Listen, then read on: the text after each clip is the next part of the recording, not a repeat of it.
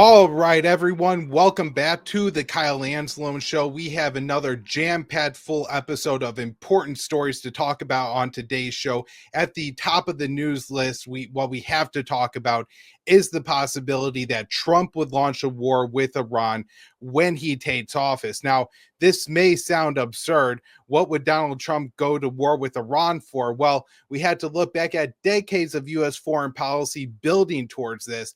Remember, after 9/11, General Wesley Clark explained to the American people that there was a plan to overthrow, destroy 7 countries in 5 years, starting with Iraq, then moving to Somalia, Libya, Sudan, Syria, Lebanon, and then finally on to Iran. And if you look at that list, now the first 6 countries have absolutely been checked off. Iraq has been smashed by the United States. We overthrew Saddam Hussein. We got rid of his Ba'athist government, and then we ushered in a new government. Now, this didn't exactly work out as planned because that new government was allied in some respects with Iran, now being a Shia government in Baghdad.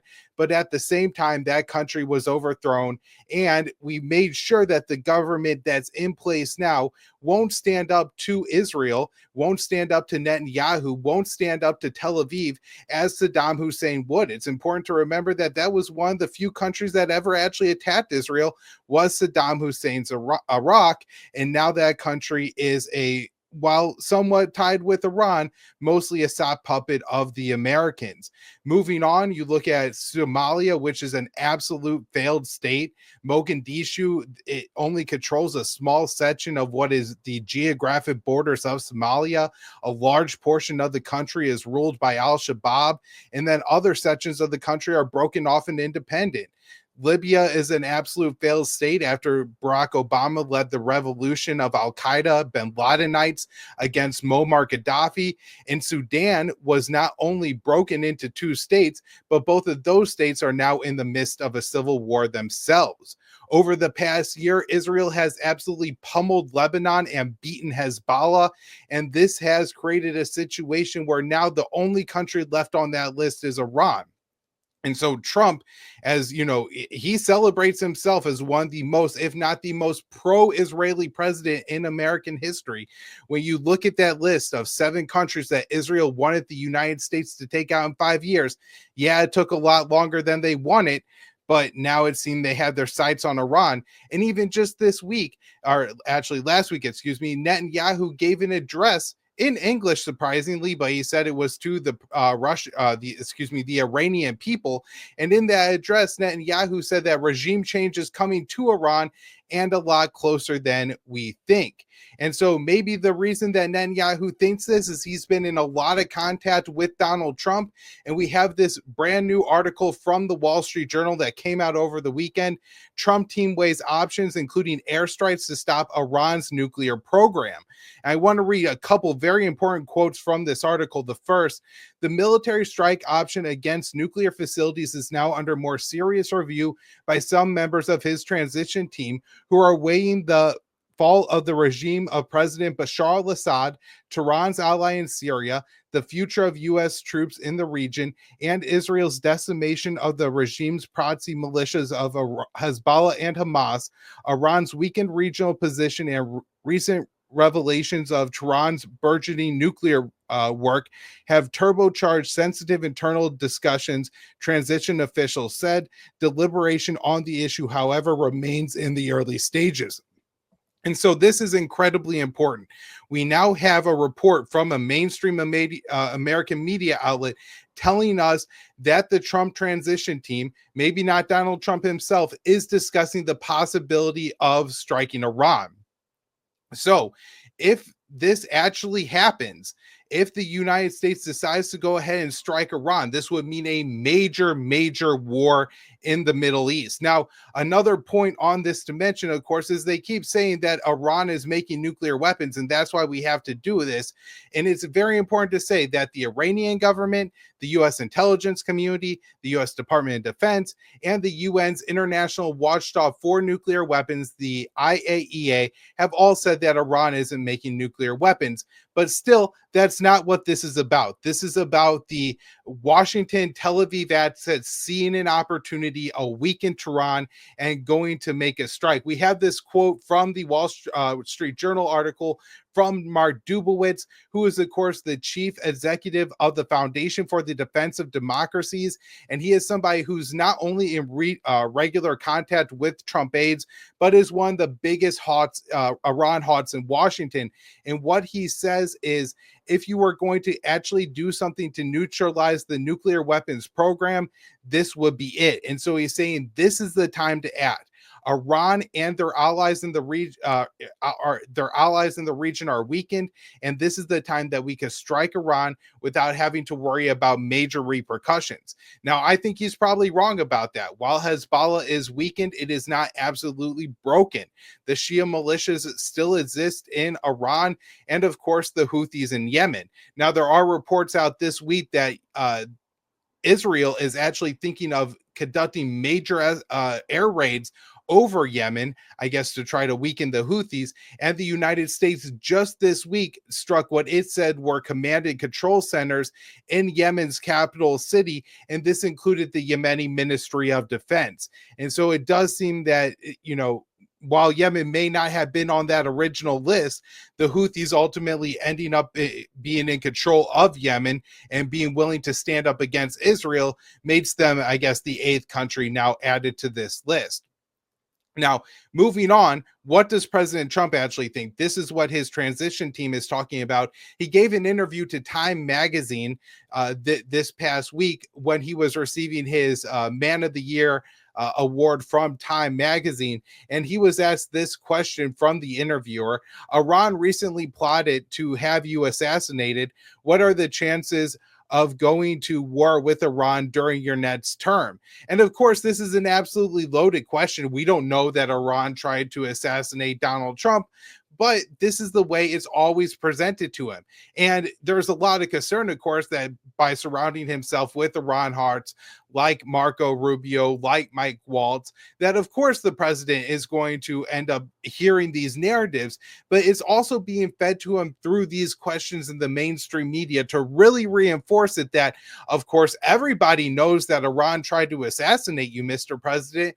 Now, what are you going to do about it? And this was Trump's answer, which is more moderate than it could have been. Of course, Trump could have said, I'm going to smash Iran. I'm going to burn it to hell. There's going to be fire and fury. Those are all previous threats that Donald Trump has made. But he said, anything can happen. Anything can happen. It's a very volatile situation. I think the most dangerous thing right now is what is happening, where Zelensky has decided, with the approval of, I assume, the president, to start shooting missiles into Russia. I think it's a major escalation. I think it would be a foolish decision, but imagine people are waiting until I get in before anything happens.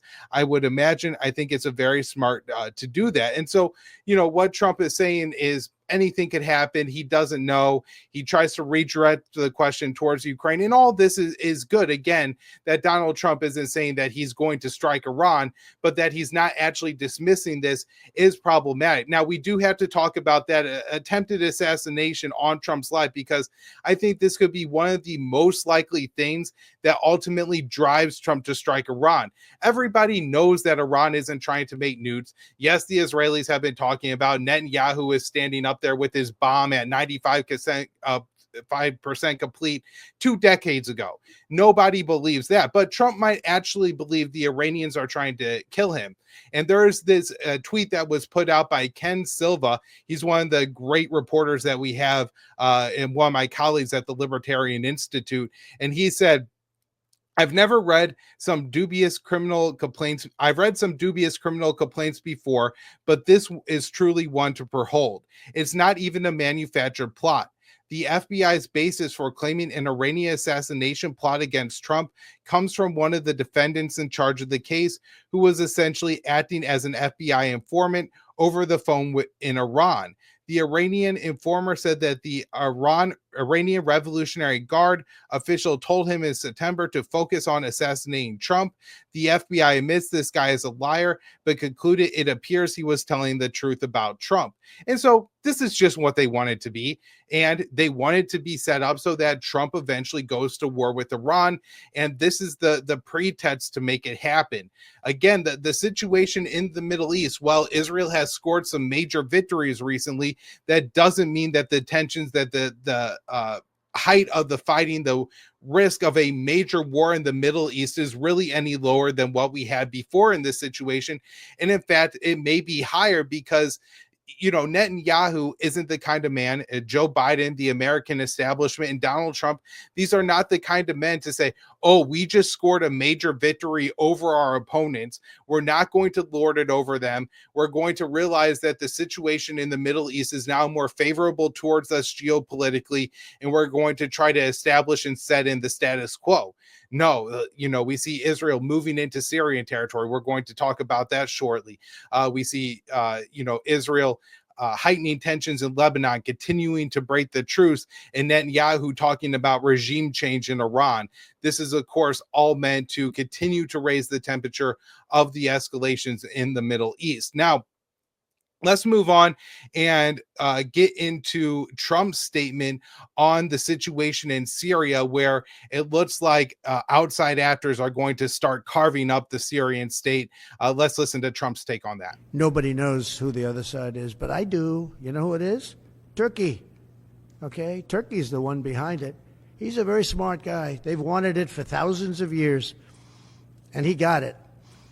And those people that went in are controlled by Turkey. And that's okay. It's another way to fight. But no, I don't think that I want to have our soldiers killed. But I don't think that will happen now anyway, because the one side's been decimated. Mr. President, I want to ask you quickly about the drones. Are the drones concerned about more unrest in that region, or do you think it will calm? Well, nobody knows what the final outcome is going to be in the region. Nobody knows who really the final. I believe it's Turkey, and I think Turkey is very smart. He's a very smart guy, and he's very tough. So this is just a really fantastic clip from Donald Trump, in that he's, kind of putting on his showman performance. But at the same time, there's a lot of useful information actually that he relays here. One, he understands that Turkey has wanted this territory in Syria for 1,000 years. Now, that may be an exaggeration, but he's explaining that Turkey has historical claims, or they believe they have historic claims to this land, and that they want it. Where the Biden administration has bought for years and years and years that Turkey is going to be willing to work out a deal with our proxy force, the Syrian Kurds, and ultimately allow them to remain in this territory. Trump understands that that is not going to be the case. And so at least he has a little bit more of a realistic understanding of the Middle East here. He also understands what Turkey's major role is here, where the State Department seems to obscure it and really try to present this as a triumph of the Syrian rebels over Assad in Damascus. It really was a Turkish triumph over the situation in Syria. Now, of course, Donald Trump leaves out, unsurprisingly, Israel and the U.S.'s role in all of this. The years and years and years of American sanctions that were designed to impoverish the Syrian people. We had Syrian children freezing to death during the winter, people not being able to get the food, the medicine that they need to survive. After a decade of war, the country was absolutely decimated. Its infrastructure gone. People didn't have homes, places to live. They needed construction materials coming in, and the U.S. sanctions prevented that from happening. On top of that, the U.S. occupied some of Syria's most vital territory through our proxy, the Syrian Kurds, and of course, the United States, along with our allies in Israel, absolutely pummeled the Syrian military week after week after week, conducting these strikes, saying that we're hitting Iranian targets, we're hitting Hezbollah targets. But of course, they were hitting the targets that the forces that Assad needed to ultimately vanquish the Americans and the Al-Qaeda rebels that were under Turkish protection in the north of Syria. So Trump explains that this is, he doesn't go as far as to say that Turkey backed Al-Qaeda in Syria, but he does allude to that the method that Turkey used to win this war was not so great, which of course is because they allied with the Al-Qaeda fighters. And so now there's a situation in northern Turkey where the U.S. is in a very uncomfortable position. Our only treaty ally that's involved in the war in Syria is actually the Turks, who are under the NATO alliance with the Americans. At the same time, we have allies in Israel who are very interested. And of course, we've used the Syrian Kurds as a proxy force to occupy a big chunk of Syrian territory. And we've made a lot of promises to the Kurds, who have lost a lot of their fighters battling the Islamic State for the Americans, keeping Assad's forces out of this territory so the Americans could continue to steal the oil and deprive Syria of its wheat fields. And the Kurds did this duty for the Americans, and now they feel they're owed, at least not having their territory ethnically cleansed by the Turks. And so Antony Blinken went to Turkey and had a meeting with his Turkish counterpart. And afterwards, he had some things to say that suggested the situation in Syria was improving, that peace was going to break out, which would, of course, suggest that the Kurds have nothing to worry about. So let's play that clip. We're very focused on Syria, very focused on the opportunity that now is before us and before the Syrian people to move from out from under the shackles of Bashar al-Assad to a different and better future for the Syrian people, one that the Syrian people decide for themselves. And we talked about how Turkey, how the United States, how other partners in the region can support those efforts.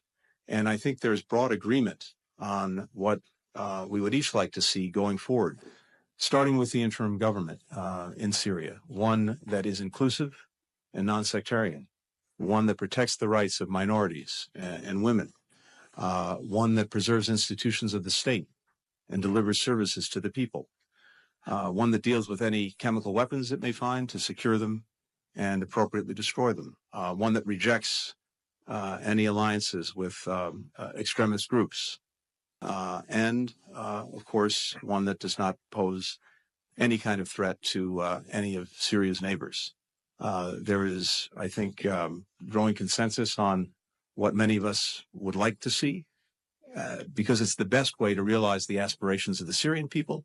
It's also the best way to ensure that what emerges in Syria gets the support and recognition that it wants from the international community, and which it very much needs after so many years of dictatorship, of conflict, of corruption, of isolation.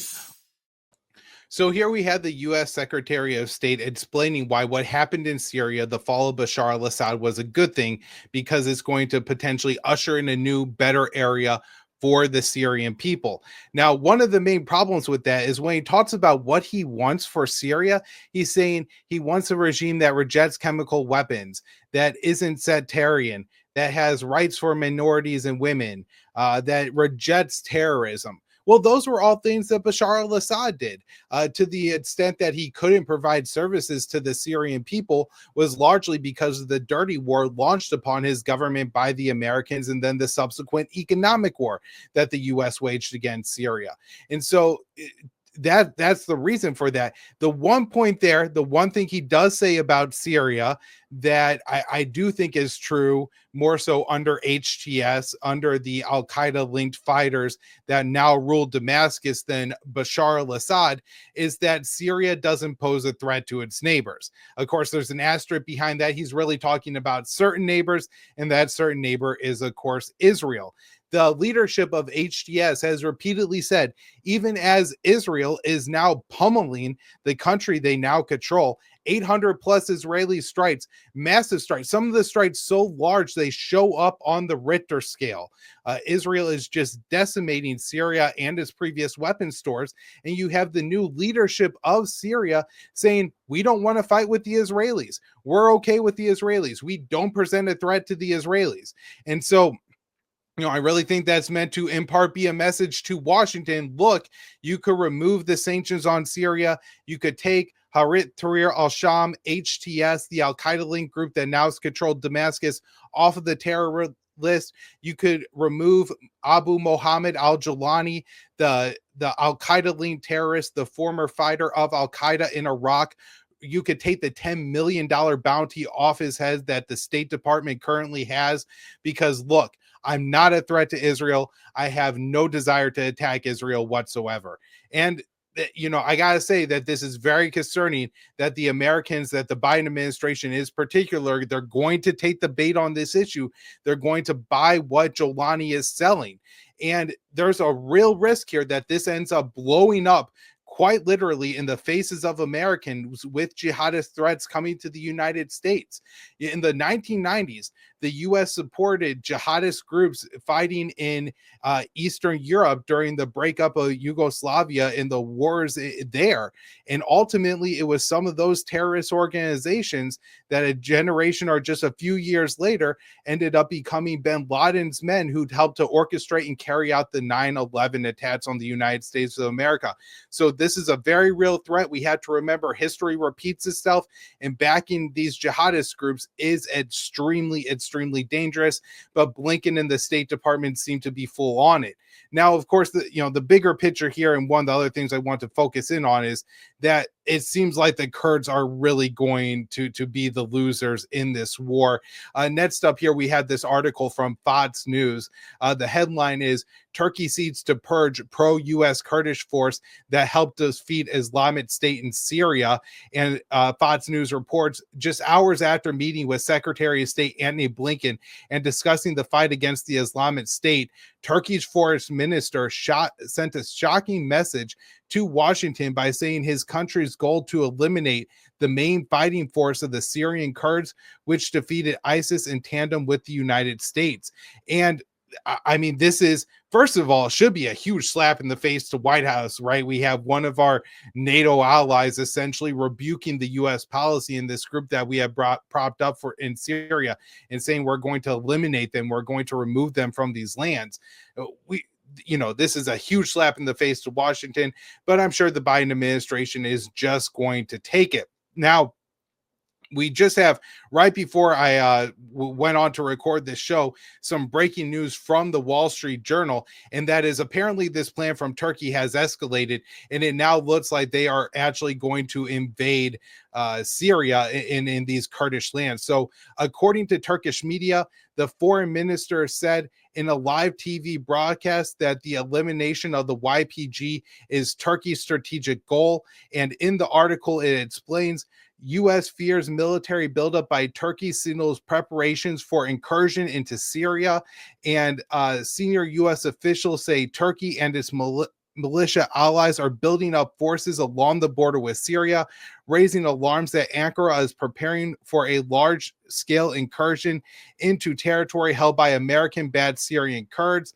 The forces include militia fighters and Turkish uniformed commanders and artillery in large numbers that are concentrated near Kobani, a Kurdish majority city in Syria on the northern border with Turkey. The official said a Turkish cross-border operation could be imminent, one of the U.S. officials said. And so this should be a major concern. Again, we're selling peace in Syria, that this isn't going to happen.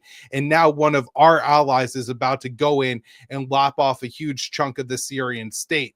Now, one more U.S. ally is stealing chunks of Syria, and the U.S. approves it. And let's go to this clip from Matthew Miller, the U.S. State Department spokesman. You use the words, no party should take any actions or any actions that are unilaterally in the interests of that other party over the broadest interests of the Syrian people. There's no way that you could then see what Israel's doing that's not a unilateral action in the interest of it. So first of all, we have made that clear to every party, including the government of Israel. I'm not sure that just to argue with the kind of the logic train that you presented, I'm not sure that increased weapon stockpiles sitting around Syria is necessarily something that's in the interest of the Syrian people at the end of a brutal civil war when they have seen those weapon stockpiles turned on their own people. What about the territory that is being invaded by Israel that is the buffer zone? And we have made quite clear that we believe that action ought to be temporary. Israel has said, and they can speak for themselves, that they took the action because they saw the Syrian army withdraw from that buffer zone, and it created a vacuum that could be filled by terrorist groups. They have said it's temporary. They can speak for themselves. We have made clear that we believe it also ought to be temporary. Yeah. So you're saying that the destruction of Syrian arms and the Syrian army is actually in the benefit of the Syrian people? I just want to. That is not what I said. I So said what that did you this say is, on this this? is the I said this is what the way the government of Israel has explained the actions that they are taking. I was just interrogating, as I said, the logic train of Willie's question. But you said something akin to, I think that the arms and so on that were used That have been against the turned Syrian on the people, on the Syrian that people. would be to their benefit. That's what you're saying? That's not what I said. There's a reason that Matthew Miller is often called an Israeli propagandist. It's because after Israel has destroyed the Syrian military, he's going to sit there in front of the American press pool and try to explain how this is actually for the benefit of the Syrian people. I can't imagine that if Russia or China came to the United States and destroyed our military, that anybody would try to convince the American people that that was for our own benefit. That's absolutely ludicrous. And then, of course, he tries to diminish what Israel is doing. And as always, anytime Israel may be doing something wrong, maybe doing something against U.S. interests, or breaking international law, committing war crimes, the U.S. is always trying to diminish this and explain that, look, our position here is that ask Israel about it. And so they never have any actual criticisms for Israel, because anything that would be a criticism of Israel, the press has to address Tel Aviv, and Tel Aviv never answers for it. And then the US sends Israel a bunch more arms so they could commit further war crimes. And so the issue at hand here is that Israel has invaded Syria. It has seized the buffer zone along the Golan Heights, but gone quite further. Reports are that Israeli troops are now 15 kilometers from Damascus, and it doesn't seem like they're rapidly advancing or looking to seize a ton more Syrian territory. But Netanyahu has now said that he thinks that deployment is going to be a long-lasting one. And so this by no means is temporary. And you can't play that clip without mentioning that Matthew Miller has to walk a very interesting tightrope there, where the U.S. government is celebrating that HTS, that these Al-Qaeda-linked forces won the war in Syria, and at the same time, these are Al-Qaeda-linked forces. And so some countries may have unease with having Al-Qaeda sitting right on their border. And so that's what he's using to justify the Israeli incursion into Syria, is that there may be terrorist groups in Syria. Of course, the question begs is, if the U.S. is supporting the takeover that just happened in Syria, what terrorist groups is he talking about? And, this major conflict here. So to wrap up the show for a day, I had this one last clip of Matthew Miller I wanted to play. This man is such a clown. He deserves so much of our contempt, and he actually got some about a week ago from the State Department press pool. Can we play this last clip? The president said yesterday that the Assad regime, or Assad himself, should be held accountable. Will you support his application to stand in front of the ICC as a war criminal who committed crimes against humanity? So we support the work of the ICC. I know that obviously we have disagreed with their hold on. I'm gonna let me address it. You support the work of the ICC until they do something about it. So we have had a long. Let me just answer the question. Matt, let me answer the question, because I was addressing that before you interrupted me. We obviously have had a jurisdictional dispute with them as it relates to cases against Israel. That is a long-standing jurisdictional dispute. But that said, we have also made clear that we support broadly their work, and we have supported their work in other cases. It's, this clip is just so important to show what has happened over the past 4 years, that the U.S. State Department has become such a propaganda arm, essentially spokesman for Israel, propagandist for Israel, that the U.S. press poll, even writers from the Associated Press, the man you hear there arguing with Matthew Miller is Matt Lee, the AP State Department's reporter. And the entire press poll is laughing when he says that we support the ICC, when at the same time they're saying that we're threatening the ICC if they arrest our ally in Israel, Netanyahu, who has clearly committed war crime after war crime after war crime in Gaza. And so I do think that laughter is a good sign in a way. It shows that they're really not taking what Matthew Miller says seriously, because so much of it is Israeli propaganda. But at the same time, it's absolutely awful that this is the state of the United States of America when our spokespeople are openly mocked because everything they said is an absolute lie. All right, everybody, thank you so much for tuning back into the Kyle Anselone Show. We'll have another episode for you soon.